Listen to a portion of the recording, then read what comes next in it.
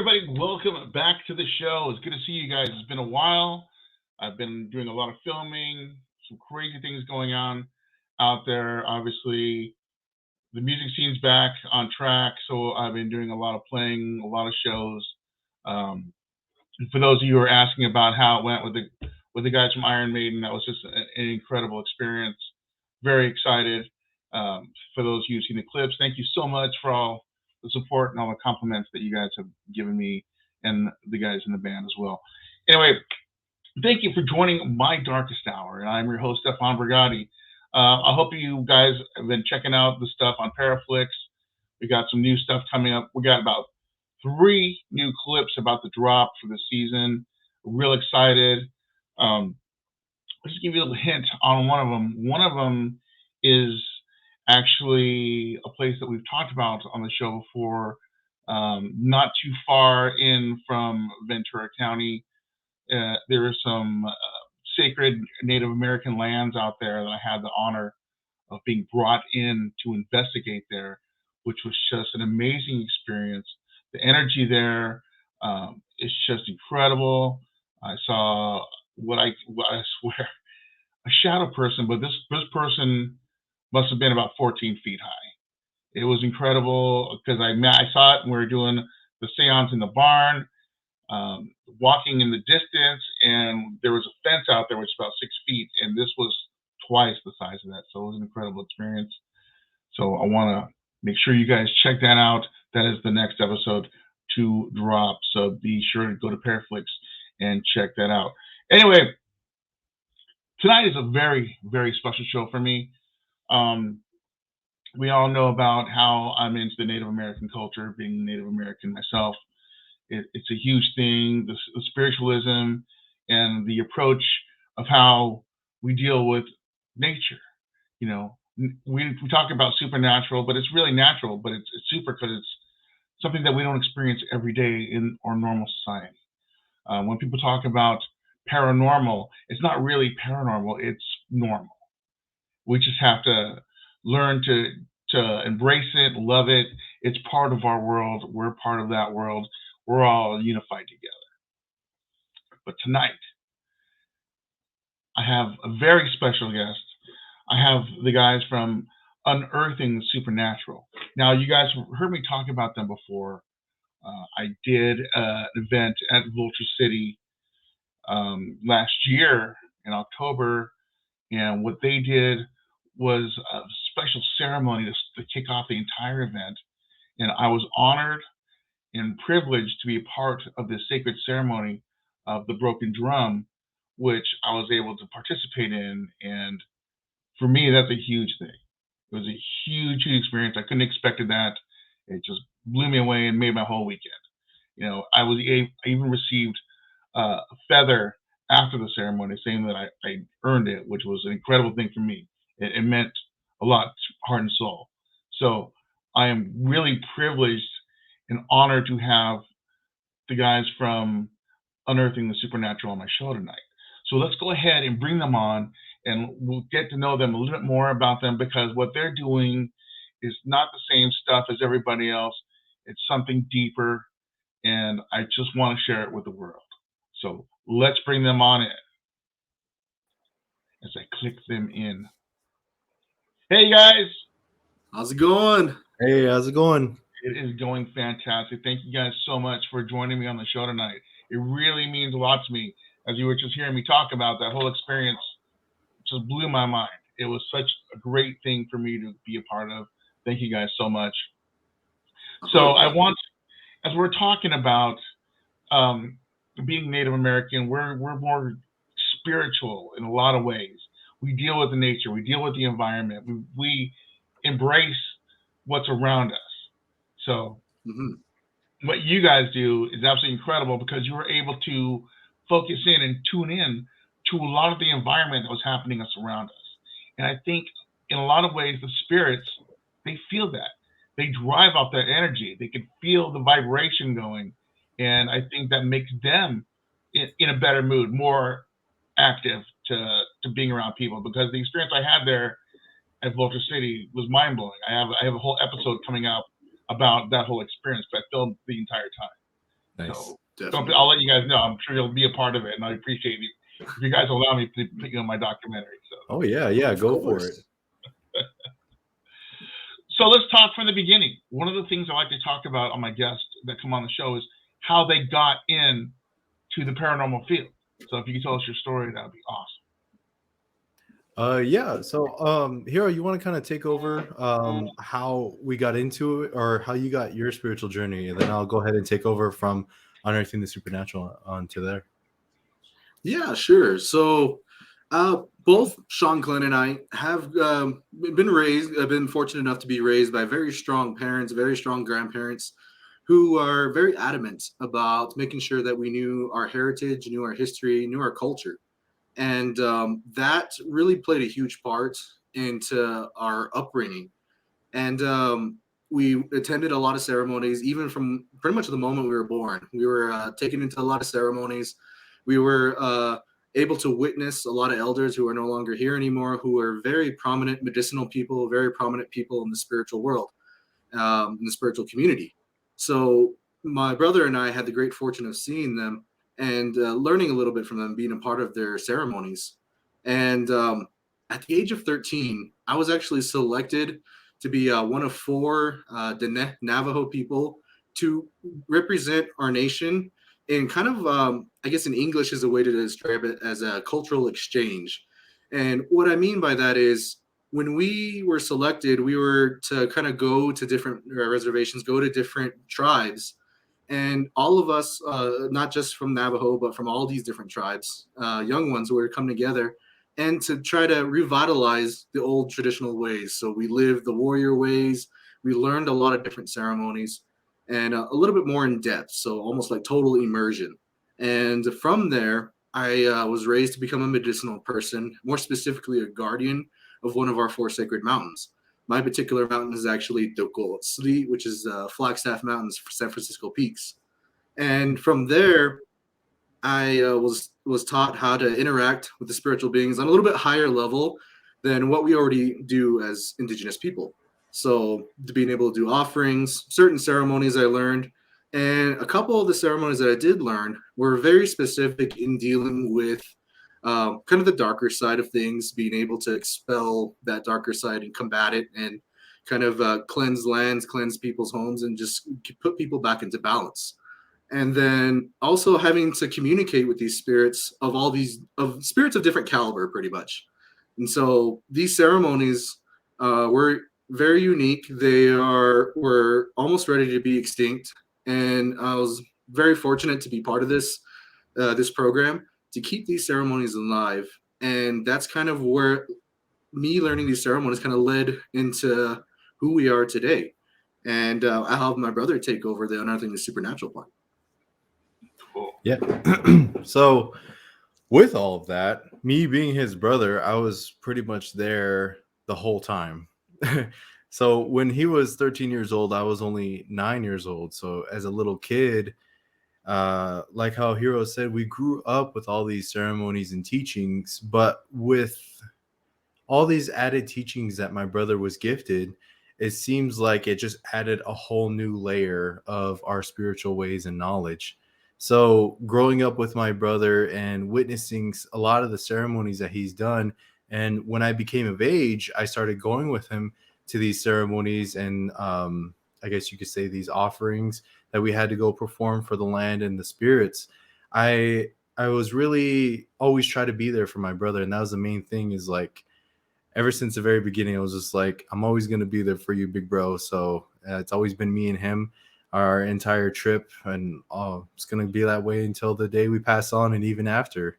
So with that, with those teachings and those knowledge, my brother and I are we always grew up watching famous ghost hunters like Ghost Adventures, Ghost Hunters, and all those guys.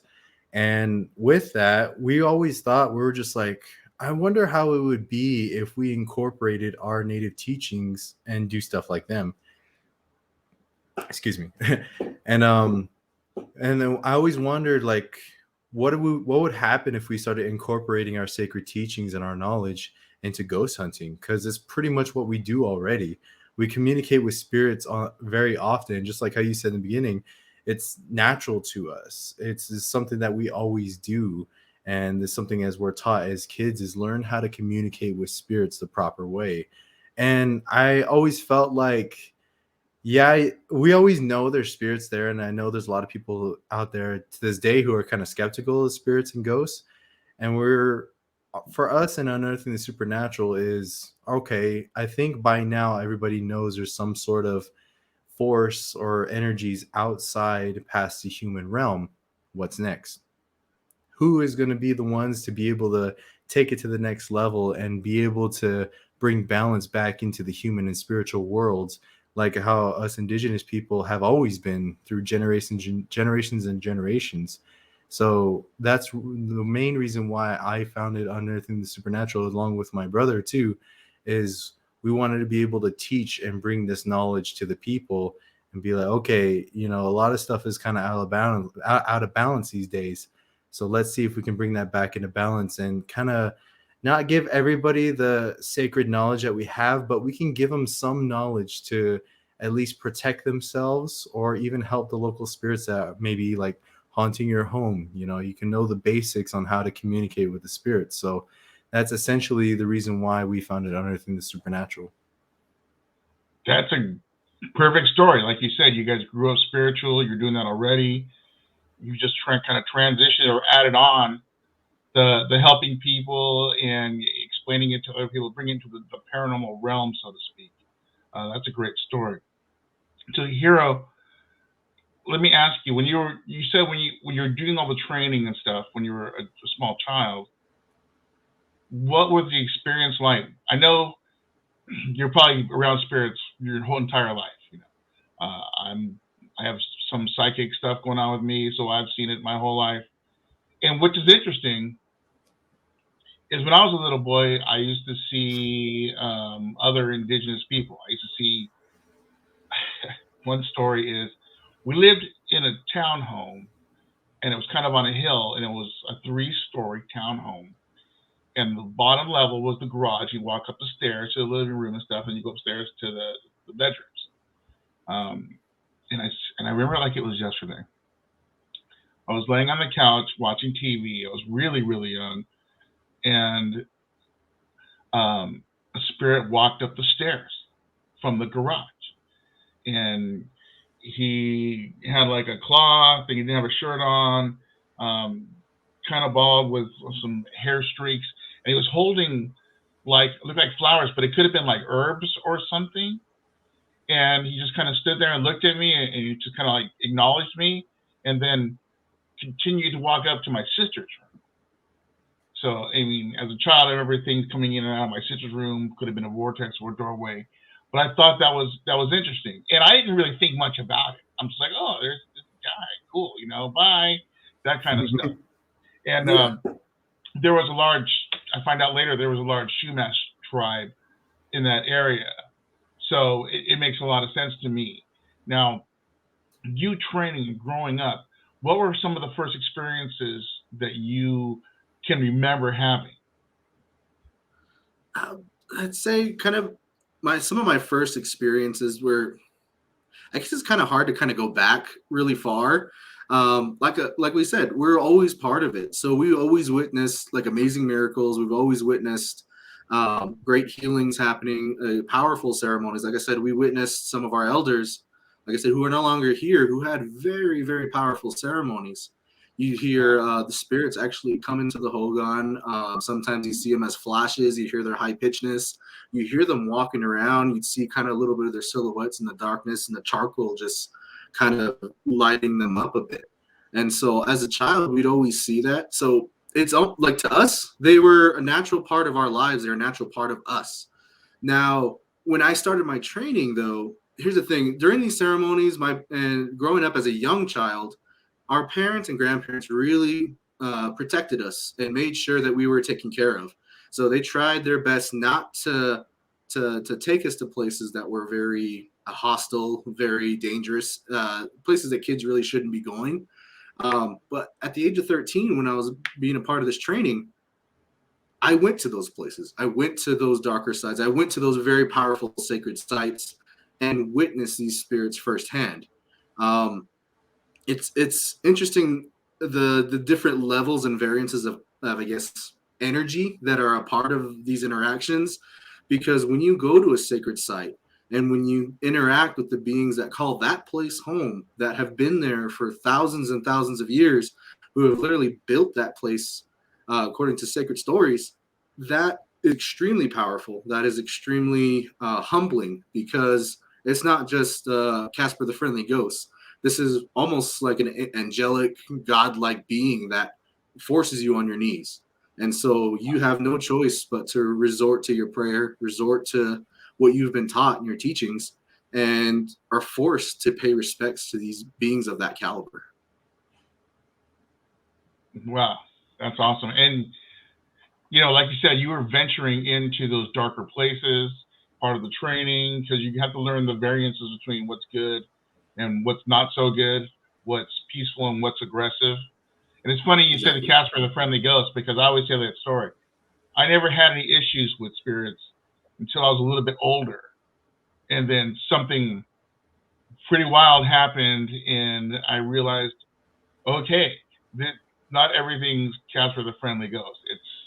There's other things out there, and that really intrigued me growing up more, learning about the differences, why they're becoming aggressive. There's so many different variances, but just educating myself so I could be more on guard, not so, oh, come on in, let's hang out. It's like, who are we inviting in? We got to be yeah, exactly. I'm sure that's part of the paranormal stuff that you guys do. You warn other people about that too, because everyone thinks, oh, it could be grandma. Well, it could be, but sometimes it might not be grandma coming to visit. It could be someone pretending, so it's always a new kind of training going on with that. Yeah. Always. So in the paranormal stuff, when you decided to add that part to it, what was the direction you guys wanted to go? Did you guys just want to do historical places, or did you jump right in board with trying to help people? So with the paranormal investigations, we were very, I guess you could say, testing the waters as far as for the approaches on how we go to our investigations, because we've never been to like a legit investigation, or like we've been to many haunted towns and haunted buildings, but we went there for a purpose to either help a patient or help a spirit in need specifically. Mm-hmm. Now, doing that and incorporating cameras and trying to be able to illustrate a story with our craft using a camera, and for us to be able to illustrate that story to where it makes sense to the audience. Now, that was a challenge for us, definitely in the beginning. And with that, it was pretty much a learning curve, as I'm pretty sure you've seen like some of our beginning episodes. Like I'm not too proud of them, but like each episode we do is we always try to improve on as far as for our storytelling and the knowledge and teachings that we can bring. And as far as for going into like a haunted location with that mindset, it was definitely a learning curve. And so it was a lot of fun to be able to start doing this, and to be able to be like, okay, we can handle spirits, we can talk to spirits, and we can do that day and night, we can do that easily. Now trying to do that with a camera is like, okay, I guess we stand right here with this camera and this light, and then just do what you do. Absolutely. Even those older episodes, though, there's still good stuff in there, and I see that the progression. You guys have gotten a lot better and more refined of what you guys are doing with all that. But still, the beginning stuff's great. You're showing it. You're in there. People can follow you on that and see what's going on with it, and a lot of times people see that older stuff, they go, I had an experience like that too. That kind of reminds me of this, what's happened to me. So at the same time, they're going to get that influence. They're going to be inspired by that. They might reach out to you in case they have any questions or stuff like that, because that shared experience. So real quick, for those of you who are watching, you're watching the My Darkest Hour podcast. And I have the guys from Unearthing the Supernatural on tonight. And I wanted to make sure that you guys who are hearing us and seeing this can go to their website at unearthingthesupernatural.com. It's just like that. You can see some videos. You'll learn a little bit more about the team. Definitely something new, something different for everyone who loves the paranormal, loves spiritualness. This is really great stuff, and I'm recommending it to everybody. If you get a chance, those who follow us on Paraflix, make sure you go watch their episodes. It's incredible stuff. I'm inspired by it. I'm learning a lot by it. Just hanging out with these guys, I've learned so much, and it's a whole new doorway for so many people. It's not just the same old stuff that we see cookie cuttered on TV all the time. I love the paranormal. There's a lot of shows out there. I can't say that I love every paranormal show, because sometimes it's like, been there, done that. Let's move on. Bring me something new. This is fresh. This is new.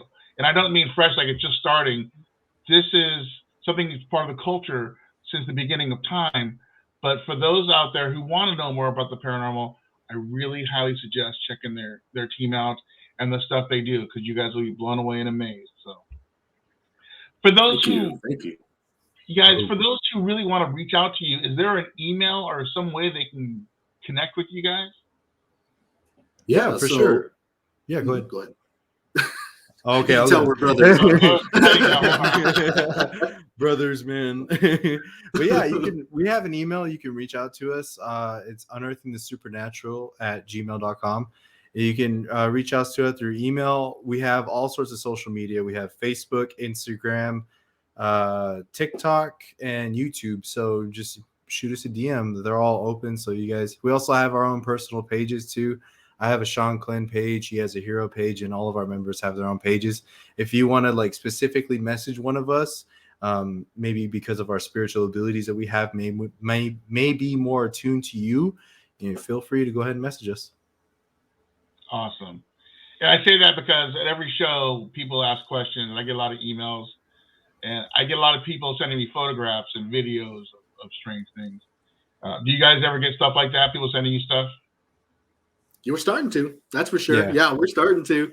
And it's always fun to be able to interact with our fans and interact with people who are genuinely curious about who we are and a little bit of what we go through.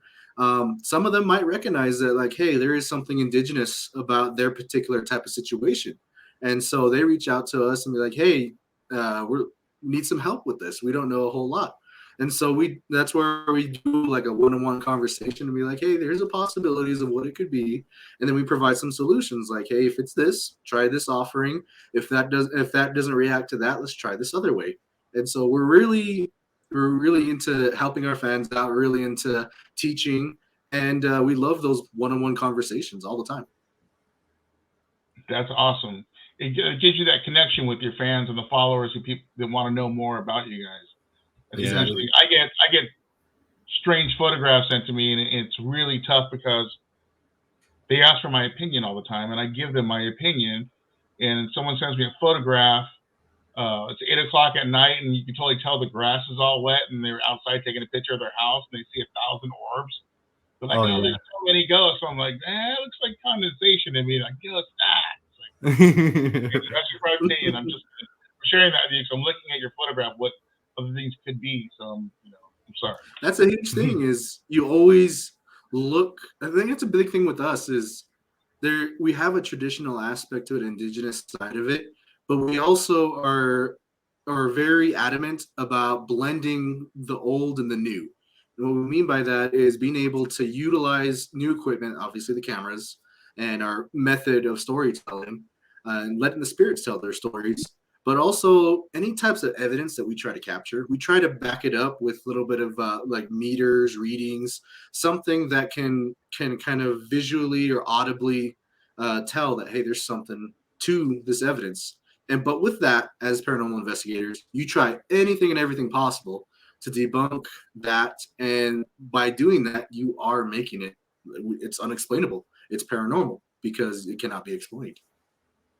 Absolutely. I do the same thing. A lot of the stuff that investigations that me and Patty have done together, she's telling me all these things, but I have all the equipment because people make me all kinds of cool toys to play with. And those things start blinking and things are going off, and she's saying this, and they're helping identify what's going on here. There's somebody here, and all of a sudden things start lighting up. It's like, okay, that's interesting. Here's an energy source, so absolutely.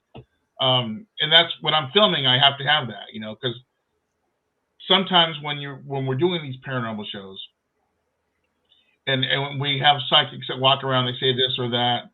That's awesome, but people really want to see more than just that. They want to see something light up, or a picture of something, or a video. So together, we put all these tools together to just kind of cover everything. She's experiencing that. The meters are going crazy, reacting to her. So that's more concrete evidence. And I really like that a lot about some of the newer shows. Yeah, definitely. I 100% agree with you, is because it seems like some paranormal groups, they go into investigations just trying to, say, make a REM pod light up, or just make their gadgets and gizmos go off. But one thing like Patty does, my brother, and we like to do that as well, is we go to conversate with spirits. We go to make connections with the spirits, and then the equipment just validate the conversations that we have. And that's pretty much, it's like, okay, yeah, we know we have gifts, but how do we show that to the whole world? They're saying like, oh yeah, and so no one says like, oh, you guys are just crazy, you're just talking to nothing. It's like, okay, well, why is that lighting up? Or why are these voices coming out here? That's validating what I'm saying. So it kind of, like how you said, really solidifies the whole investigation and kind of gives validity to the history and the spirits that are there.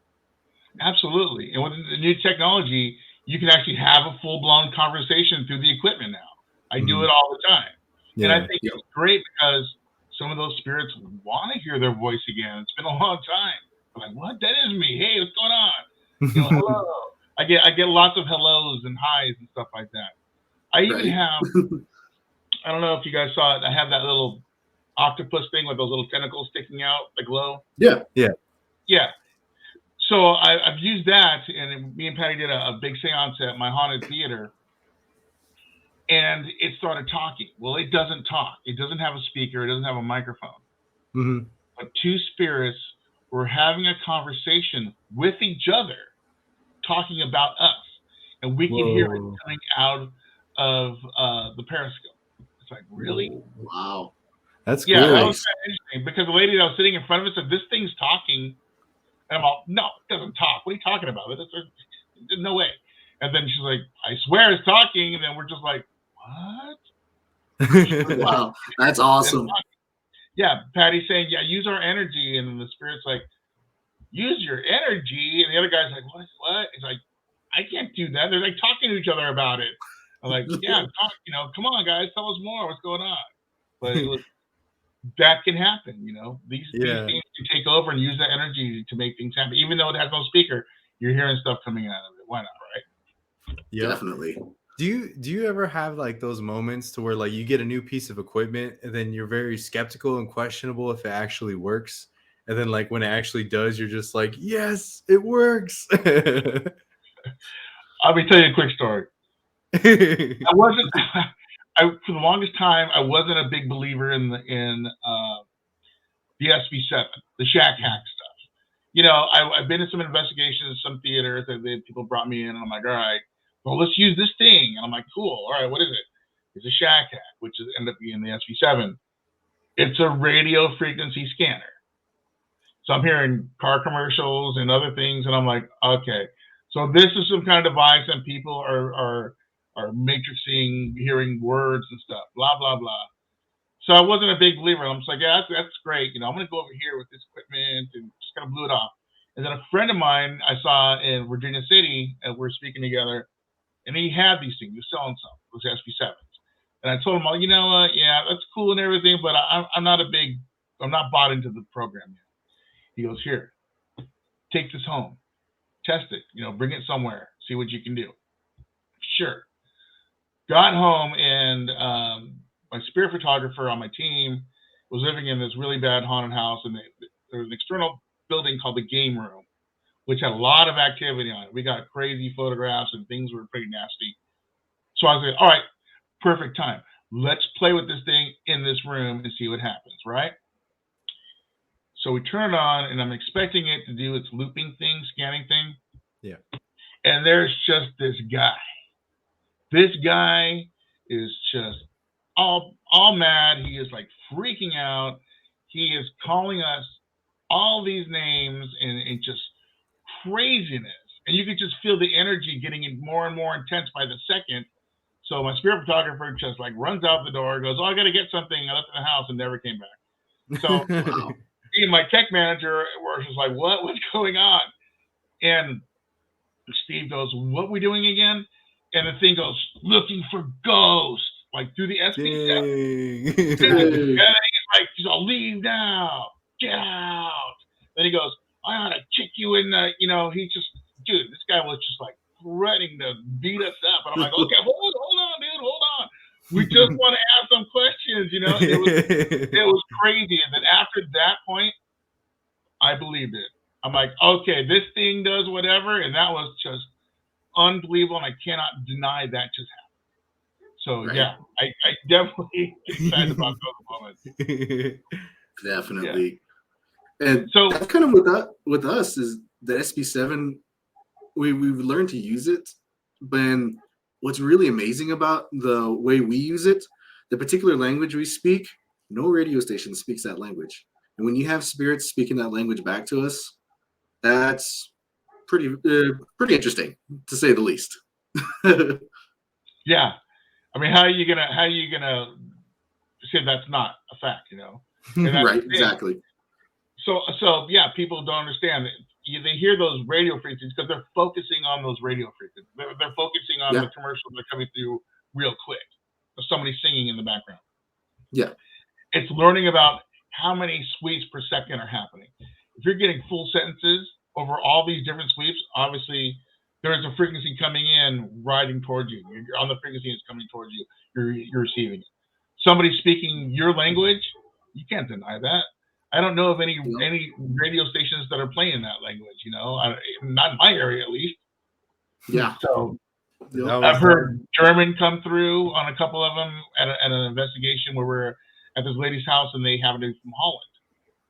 So somebody was speaking Dutch coming through. It was wow. Yeah. So I definitely believe in some of these products, and for those for learning about those equipment, the trick is really studying your equipment. A lot of people just want to open it up, throw batteries in it, and watch it do its thing. Do you know what it's doing? Do you know how it's being affected? Learn your device. You're going to get much better examples. You're going to get a lot better investigative technique out of it. Just learn your equipment. If you don't want to read the manual, go to YouTube. I'm sure it's on YouTube, and they'll tell you everything you need to know about it. So that's my suggestion. Yep, 100%. What's interesting? Yeah, I agree with that. What's interesting about that too is how our indigenous mindset when it comes to our jish or our ceremonial objects. They all have a spirit. They all have stories, and they all have ceremonies that they're best to use with. And when we start gathering these technological pieces of equipment, we recognize them as part of our jish. They're part of our ceremony. They're part of our sacred tools. We bless them when we get them. And then we also kind of give them names, give them spirits and energy of their own, because they are our tools that we use. They are our babies too, as well. So it's very interesting the kind of the similarities and things that can cross over with that with our indigenous culture. And some people might just see an arrowhead as a rock, igneous rock. Some other people might see a feather. Oh, it's just a feather from a bird that was molting or something like that. So to us, though, there's a lot more to it. There's a lot more to the stories. There's a lot more to the songs and ceremonies, years and years. There's a name for it. There's songs for it. There's things that give it energy, things that give it power, things that connect it and are able to be used as tools. And so if we incorporate that with our modern tools as well, they develop a spirit of their own. And the more we use a piece of equipment in that manner, the more easier it is to do its job. Awesome. Exactly that. Good advice. I do have a question for you guys. Since we're talking about feathers. In this box. It's a nice box. Thank you. It's a very nice box. I have this. My feathers. Yes. You gave Yes. cherish this feather. Okay, that's what the box is for. When you handed me this feather, my wife went to one of the vendors and got a box for it to make sure it was protected. So Nice. Very is nice. there That's good any? to see. She keeps asking me, can you ask them how do we protect it? How do we keep it safe? I keep it in the box and she's afraid it's gonna just deteriorate. No, that's pretty much the thing of it is you just try to take care of it, make sure nothing really like liquid or make sure nothing really gets into it that's going to tear it up. Naturally, it's not going to deteriorate. Definitely take it out sometimes, bless yourself with it, breathe into it, give it life, give it energy. And that revitalizes it and keeps it going. Pray with it, utilize it, have it be your connection to the creator, have it be your connection to the spirits. And it's going to be there to protect you. They say when you're gifted a feather, when you utilize a feather like the one I have right here, it's a symbol of your connection, your deeds, the things that you've done when in relating to spirits, in relating to the spiritual realm and community. And they say the spirits, when you're wearing your feather, you have a feather, you have jish like that, they recognize you, they understand you, they acknowledge you like, oh, look, he's earned a feather. And some of you on my episodes might see the feathers on my arm. None of my tattoos are gotten for fun. Every single one has been gotten earning it. I had to earn every single one of my markings. All the markings that I have, my face, everything I have on my body had to have been earned. Just like how Stefan talked about after he helped us with this protection ceremony. It was a huge ceremony for well over 100 people. Not only that, but a multitude of spirits that not only the people brought in, but the ghost town itself. And the kind of history of that ghost town, having it be a little bit darker, but also just kind of the thought process of this protection ceremony was there's going to be a lot of people coming in.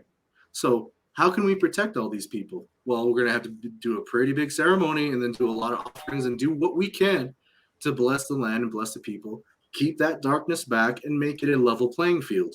So that was a really tough ceremony, and actually a ceremony that will more than likely go down in history as one of the toughest ones that has actually been performed. And every single one of my crew, my brother, all the other ones you saw, Unearthing the Supernatural, and then you helping us out, it's a big deal. Don't ever think of it as, oh, it's just a little seance, a little ceremony. No, it was a big deal. And so you helping us out, like you guys heard my voice that day. I was losing my voice, and my brother ended up losing his voice singing too. Singing is hard. It's a lot harder than a lot of people realize. When you sing for ceremony, you are literally calling out and blending the worlds, especially with the broken drum. You're blending these spiritual worlds together. You're carrying not only the people there, but the people, your ancestors before. You're carrying all that weight on your shoulders, on your vocal cords, on your spirit, on your mind. And you're making energy move. You're beating the drum. You're singing. You're making the frequencies come together. You're basically bringing huge worlds to get into one plane to communicate with each other. And so that is no small feat. That was a huge ceremony. And you had earned your feather. You had earned your plume. And they say even the plume is even more powerful than the full-grown feather because it's holiness and its connections with the creator. That's awesome. And just when we talked about it, you called me up. I just knew it was just going to be mind-blowing. And it was I can't even explain it. It was such a huge thing for me because, I love my culture and everything, and just being part of that and being brought into that, I knew how serious it was. And then I was like telling my wife, I'm like, oh my God, this is incredible. You did a good job. I'm like, dude, this is like one of the greatest moments of my life. It was such a big thing for me. So like you're saying, it's not something lighthearted. This is a big deal. I knew from the get-go that was a huge deal. And then you offered me the feather. I'm like, dude, mind blown. Like to get better than this right now, and I talk about it all the time. It was huge. And thank you guys so much. And I really appreciate that. Yeah, thank you for helping me on that drum, man. You heard my voice by the end of it. I was trash. Yeah, you're like, anybody know any more songs? But that was awesome. So I do have this haunted theater that I've been talking to people about. I did my first episode there, and it hasn't been open for investigation. I keep it real kind of secluded. We've had ghost hunters that try to do these ghost tours and stuff, and we cut them off from coming into the theater because when I started going to the theater, the spirits were so interactive with me, and they didn't want to be on other people. And I promised them I'm not going to let people exploit you guys. There's no way I'm going to let anyone come in here, mess with you guys, exploit you guys. You're not going to be doing parlor tricks, anything like that. And they appreciated that, and my relationship with them got stronger and stronger and stronger. This place can be kind of dark sometimes. It was owned by some rich people, and there are people that are running at the time. There was some mafia people owning it for many years. There was underground tunnels for the speakeasies and all that fun stuff. We do know there was some holding cells for Shanghaiing because we are a seaport. So, wow. Yeah, a lot of weird things. You know? and I come across some of those energies, but they don't seem to be as bad. They don't seem to be aggressive. They kind of mess with stuff that I do there and get a kick out of it, and I get it. You know. But I believe we're talking about maybe having you guys come out and check it out, being part of the event that I'm putting on in June, and it would be an honor to have you guys come out there and check out the theater and maybe do another one of those drum ceremonies. I mean, that was such a great experience, and it really lifted everything up. And you know, let's talk about that. I would love to get you guys to come out here. It's not that really good. Yeah, we're honored, and you're a warrior with us. You've earned your feathers. So if you need our help, we're just a call away, brother. Yeah, that'd be awesome. I think that it would be great. You guys would love the place. And even maybe like during the weekend when you guys are out here, I might be able to set up that spot that I was talking to at the beginning of the show, which is a sacred site, which is truly amazing. It's got this little mini creek that runs through the property. Mm-hmm. And apparently that's where they used to have, the tribe would set up all their shops and stuff. And it was almost like a little breezeway. They would come by on their boats, get supplies they need. It was a huge, huge area. Like they say like 1,000 people or whatever. And sometimes I just go out there, and then they have like a little platform where people go out and just meditate and facing the water and kind of take in the environment. And I see people walking, like I said in the beginning, in the brush right there, right across the other side of the stream. It's really amazing. So maybe we can set that up too if you guys want to check out some cool stuff like that. Anytime that we're able to help spirits out and do an offering and interact with a new type of spirits, I'm game. Awesome. So we got a little bit more time left. So my next question for you guys is, what's next for you guys, and what's coming up that people can follow? Sweet. So right now we're in the process of planning out our season 3 for some new locations. We got some new equipment, like filming equipment, and definitely some new editing techniques that we have. So like I always said, we're always looking to improve on everything. We just have a brand new evidence review series that we just released. I believe it was yesterday. I think my days are all mixed up. Yeah. So we just released the evidence review series. So this is going to be coming out every Wednesday now. We're going to be discussing more in depth of the effects of certain investigations that it's had on all of our members who are present at the investigations, and kind of tell more so the history lessons and teachings and knowledge that we didn't really get to touch on during the episode because it was in the heat of the moment. We didn't have time to be like, okay, everybody, here's this happening right here. Then there's like a dark demon tossing around somebody in the background and all that. So we're talking about that guy. You see him flying across the room back there being slapped around. It's like, yeah, nothing going on around here except for that guy. be like Steve Irwin is like, crikey, what we have is a demonic demon is tossing around Pattaya. It's always so we have some new content coming out. Season 3 is going to be coming out really soon too. We're just looking for some locations to be able to investigate at, and pretty much just check us out on YouTube. Keep an eye out on our social medias for new announcements for coming up.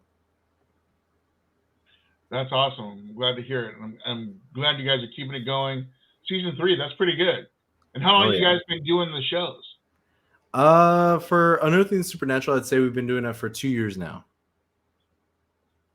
Wow, and you guys are at season 3. That's good. I'm still Yeah. I'm Season still trying 2. to get a couple of them done. I'm just so under the gun, and now I'm playing so many shows and stuff. It's like, what's going on? Season 2 was definitely really a lot shorter, and then like I think the technique that we use is like we always hit like local places, and I think it helps living in Arizona because it's like a really really haunted state. Oh yeah, have you guys done Bisbee and stuff like that? We haven't gotten that far south yet. We've seen it like when we went to Gleason, Arizona. We saw over the horizon. We saw the lights of the town. We're just like, one day we're gonna go over there. But that's pretty far south for us. I did see some stuff about you guys going to the birdcage, or what you guys have done in the birdcage. How was that? Oh, it was fun. Go ahead, Hero. Yeah, so the Birdcage Theater, the reason why I'm kind of like just smiling is because for me, I think that investigation kind of separate from the indigenous side of things, kind of my real first experience kind of dealing with spirits that are, I guess, non-indigenous, that we were there just literally just ghost hunting and trying to see what's there and interact with the spirits there. Kind of really separate, because that's kind of what we did. We went in with our indigenous protections on, with who we are. We went in there kind of dressed to the nines, and the spirits did not want to talk to us. They were actually fearful of us. They told us they were scared of us. So we stepped back. We're like, whoa, okay, let's take off some of this equipment here. Let's take off some of our protection. Let's just go in just like as we are. So we did. It just started popping, and we started interacting, played poker, and I ended up getting shot because I had an extra ace. And that was an interesting story. My first experience actually seeing a ghost dog, and that was very interesting and very literally breathtaking for me. Wow. But the Tombstone Theater is, I think, a hugely active spot for, I guess, living it up as they did back in the early 20th century, late 19th, early 20th century. It was a theater, it was a bar, it was a brothel, and all those energies are still there, and those spirits still enjoy, I guess, that life. I totally agree. A few years ago, I was there. We were doing a Tombstone thing, an event out there, and no, we were coming back from New Mexico, which is me and my wife. We just came back from visiting her family, so it's on the way back, like 30 miles this way is Tombstone. It's like, oh, we got to go. So we went. Birdcage Theater. I'm like, yeah, I'm so excited. And we went in there, and it was just one of those off days. Nobody was there, but the manager was there. I'm like, oh yeah, I'm like, can we check it out? And I'm like, oh, there's our, go on in, make yourself at home. So I'm like, okay. Nobody in the place. It was just me and my wife. Nice. And we're just like getting caught up, and you hear the boot steps near the stage. Things are happening. A disembodied voice in the distance, like you think somebody's in there, and you go up there and check it out. There's nothing going on. Just stepping back in time, exactly. Just reliving that, because you just kind of step into the environment. That environment is happening regardless. So you're now walking into that environment. You're part of it, and that's what it felt like. It felt like everybody was there. It felt like people were still waiting for the next performer to come on. The boot steps up in the brothel area and stuff. We were hearing giggling and like people talking up there. It's like, what's going on? All the way down to the basement where the brothel was, where the longest card game in the world happened. Yep. Amazing experience, and we felt like we covered the place. It's not a big place. And we felt like we were in there like 20 minutes. We come out, and the manager's like, you're still here? You're still in there? And we're like, yeah, we're just finishing up. He's like, 3 hours. Dang. What?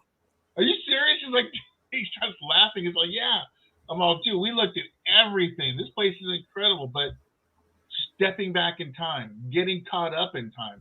It didn't seem that long. Were we caught up in some kind of vortex there? Because it just felt so inviting.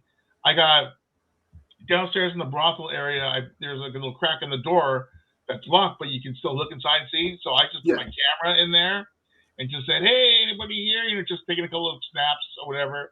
And I got a picture of a woman looking back at me through the mirror. Whoa. Oh, it was, dude, it was so great. But that kind of experience. So I know about the Birdcage Theater. I love that place. I'm glad you guys had to get a great chance to experience that as well.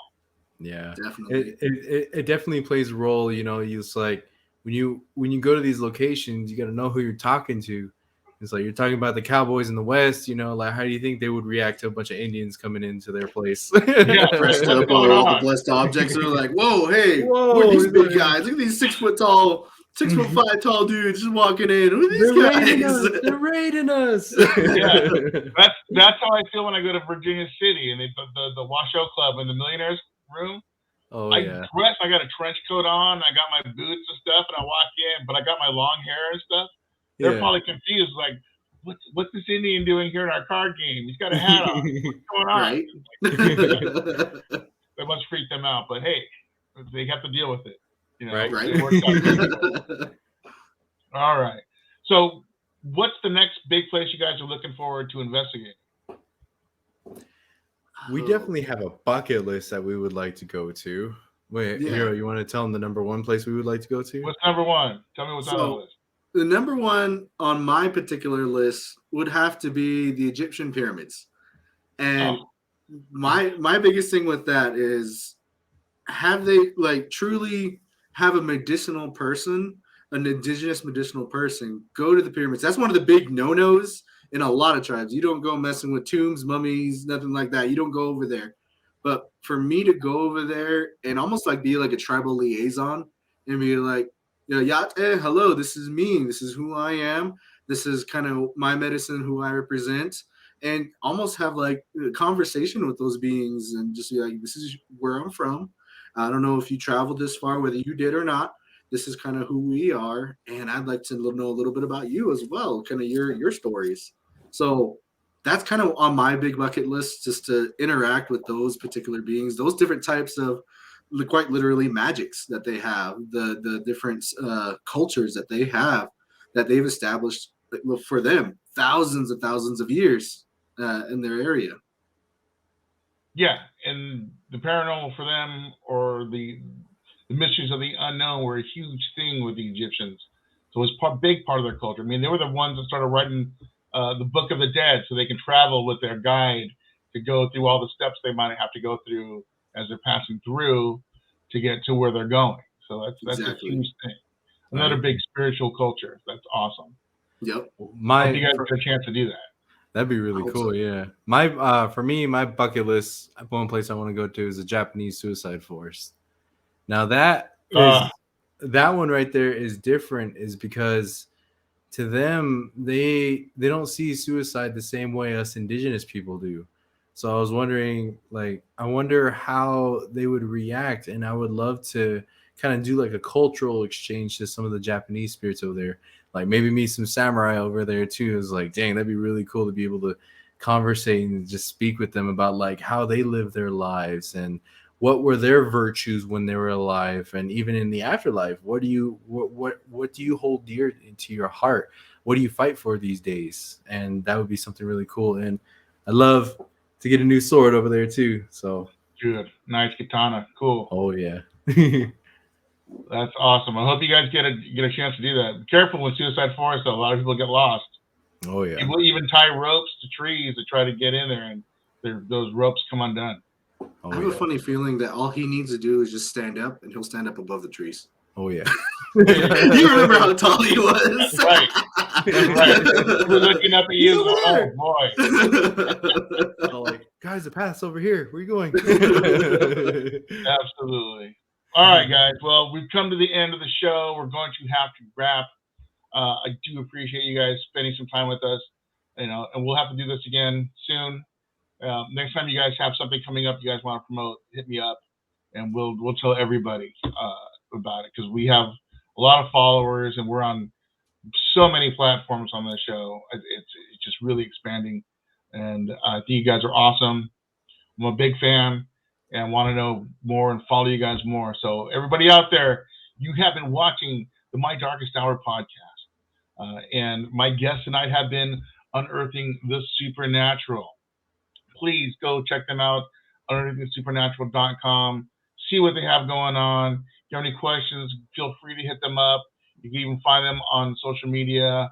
You know, they're open to your questions. And if you are trying to get started, they're going to tell you the proper way to get started the way they got started. So that's what I really want everyone to do. So please do that. And gentlemen, thank you once again. And we will see you guys real soon. Awesome. Thank you for having us. All right, guys. You guys truly a blessing. Thank you. Many blessings, everyone. Thanks so much. All right, you guys.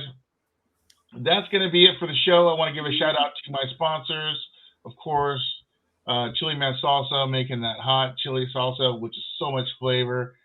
Be careful with the higher grade ones because he puts a lot of heat in that stuff. But just a bit of punch is the one I got. It's good. It's flavorful. Also want to give a shout out to P-Tech, Paranormal Technology. He keeps making the best lights the IR cameras can see.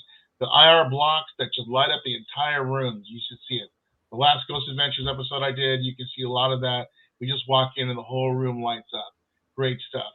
I also want to give a shout out to Lizzie Wizzy's Crafty Creations, Liz Johnson, making us all those warm, comfortable scarves, sweaters, and giving us a chance to really walk around those cold asylums because it gets cold out there at night. So when you're out there investigating, you guys investigate safe and be cautious and be careful.